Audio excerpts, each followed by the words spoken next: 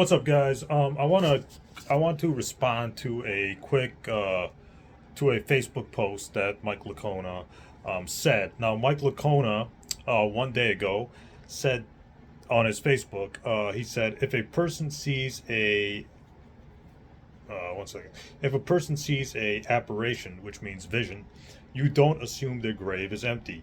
Yet we've got Yet we've got good evidence that Jesus' tomb was empty. Now, Mike Liconia, I agree with Mike Liconia that Jesus' tomb, that the empty tomb is historical. I agree. So if Mike Liconia wants to say that the tomb of Jesus was empty, and many New Testament scholars say that the empty tomb story in the Gospels or in the New Testament is historical, I agree. I think it's 75% of New Testament scholars agree that Jesus' tomb was found. The empty tomb story is historical. Jesus' tomb being empty is historical. No problem. I have no problem admitting this. The problem with the empty tomb story, there's a major problem with the empty tomb story, and I think that the empty tomb story doesn't prove the resurrection of Jesus. In fact, it proves something else. The major problem with the empty tomb story is that if we read the Gospels of Matthew, Mark, Luke, and John, the major problem here is that if you read the Gospels, nobody sees Jesus rise from the dead. Nobody sees Jesus being resurrected. Nobody was in the tomb seeing Jesus get up and rising from the dead. So nobody sees the resurrection of Jesus. Nobody sees Jesus resurrecting in the tomb and getting out of the tomb. So, you know, this is a major problem because if you read the Gospels of Matthew, Mark, Luke, and John, nobody sees Jesus rise from the dead. The women go to the tomb, observe a missing body, and are later visited by Jesus.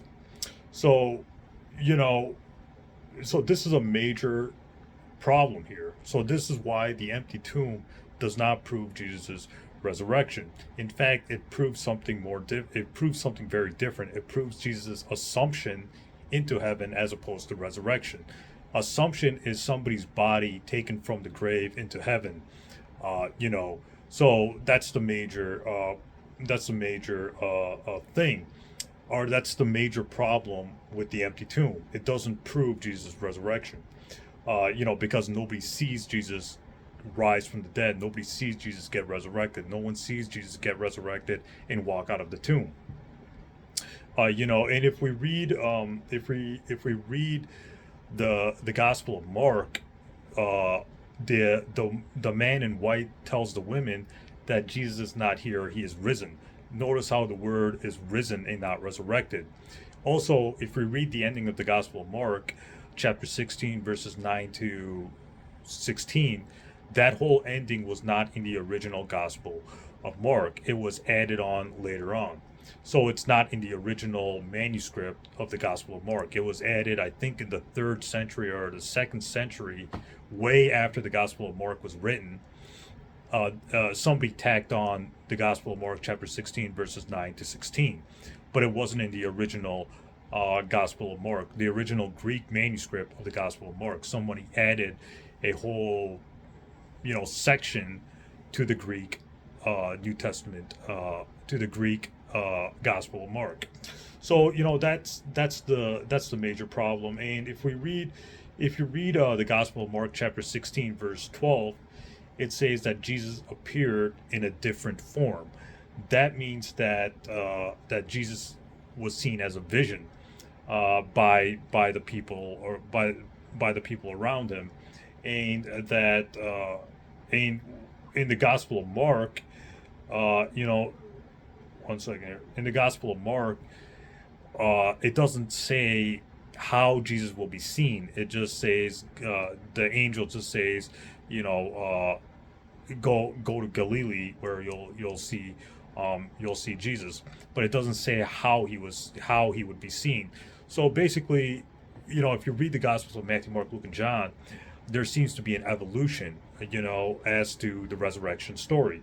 If we read, the Gospel of Matthew, chapter 28, verse 17, it says that only some people who actually saw Jesus worshipped him, while others doubted it was him. Now, now in Matthew chapter 28, verse 17, why would they doubt that was him? They would doubt that it was him because they didn't recognize Jesus.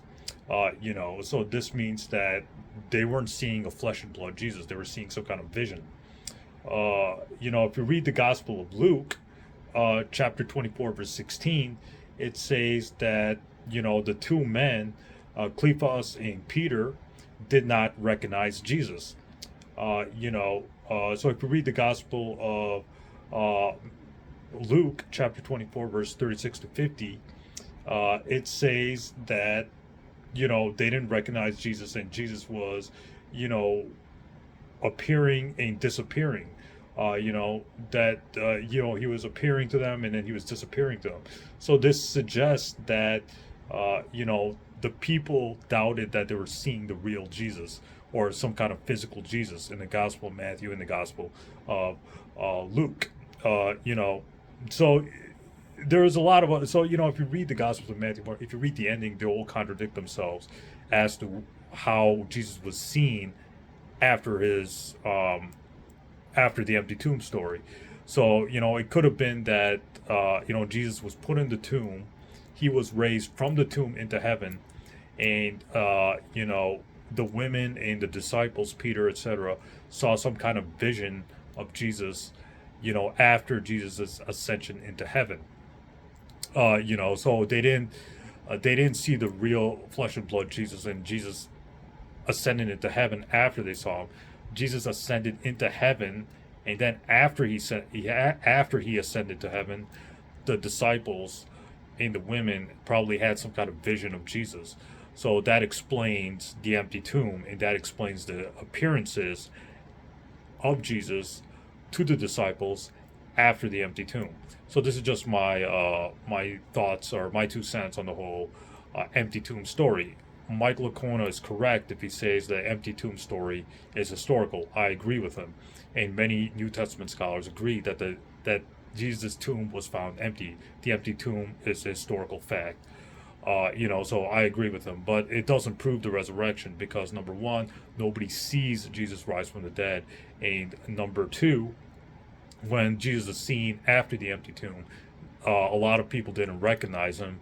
And if you read the Gospel of Mark, in that later ending, it says Jesus appeared in a different form.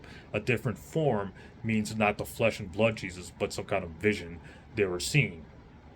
So regardless, the empty tomb does not prove Jesus' resurrection, and the stories after the empty tomb, seem to